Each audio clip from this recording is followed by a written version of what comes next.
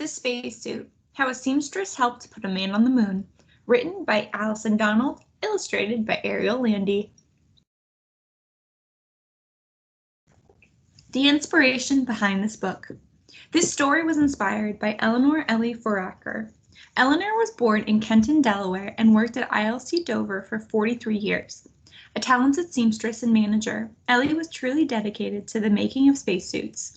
She also helped make gas masks, underground inflatable oil tanks, and landing bags for Mars missions. Dedication. In memory of Eleanor Foraker, September 2nd, 1930 to December 3rd, 2011, and dedicated to the women and men who worked tirelessly behind the scenes to make the moon landings possible. Thank you. The Spacesuit, How a Seamstress Helped Put Man on the Moon. This is Ellie. Ellie helped change the world with a needle and thread many years ago. Ellie loved to design and sew from a young age. As a child, she felt her fingers come alive the first time she used a sewing machine. She threaded the needle and pressed the foot pedal. 3, 2, 1, blast off!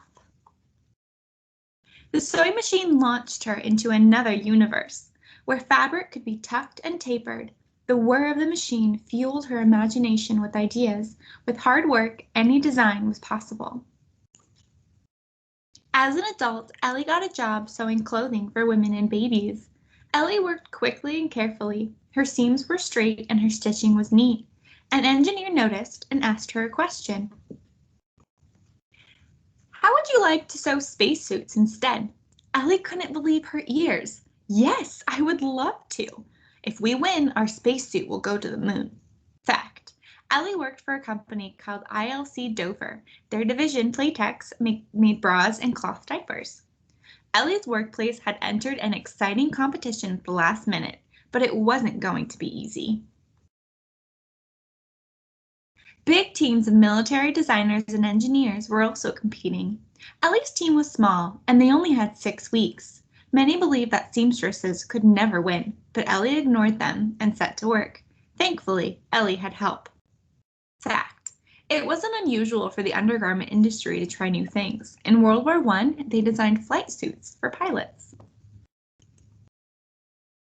She worked with Lenny and his team of engineers. Some engineers were so impressed with the women's sewing that they asked if the seamstresses could teach them how to sew. The seamstresses also shared ideas about how to best make the suit. Ellie looked up old spacesuits. They're hard, like armor. Can we make something softer and more comfortable? The answer was yes. The plan was to make a spacesuit with many soft layers. Spacesuits must protect astronauts from heat and be flexible so they can walk on the moon. No one has made a spacesuit like this before. The spacesuit will have lots of thin layers, like an onion. Let's get to work. The seamstresses worked from dawn until dusk. The stitching was slow, and if they made a mistake, the whole suit was thrown out. As the suits got bulkier, the seamstresses complained. Fact.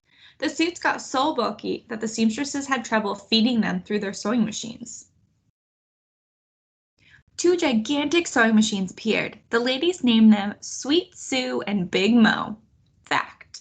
The seamstresses had to sew within 1/64 of an inch. That is the width of a pin. Ellie stitched late into the night with Lenny helping by her side. As the competition drew near, the women were exhausted, but everyone pulled together. The women sewed and glued layer after layer until they had 21 layers. Finally, the A7L spacesuit was created. The suits were tested and rushed off to Texas for judging when the judges noticed a broken zipper. Ellie and her team were given 12 hours to fix it and return it to the judges. The suit made it just in time, with help from an airplane. After many tests, the results were in. The first competitor's suit failed because the helmet blew off. The second competitor's suit failed because it was too wide to fit in the spacesuit. Fact, the spacesuits were tested in special areas that had reduced gravity, just like the moon. Lastly, the A7L spacesuit was named the winner. It was comfortable, heat-resistant, and light enough to walk on the moon. On July 20th, 1969, when Neil Armstrong and Buzz Aldrin walked on the moon, Ellie and her team were nervous. But when she saw them pick up moon rocks and return to the capsule safely, Ellie knew the suits were perfect. Ellie's heart swelled with pride. The universe seemed smaller that night. The Earth and the moon felt woven together by invisible thread.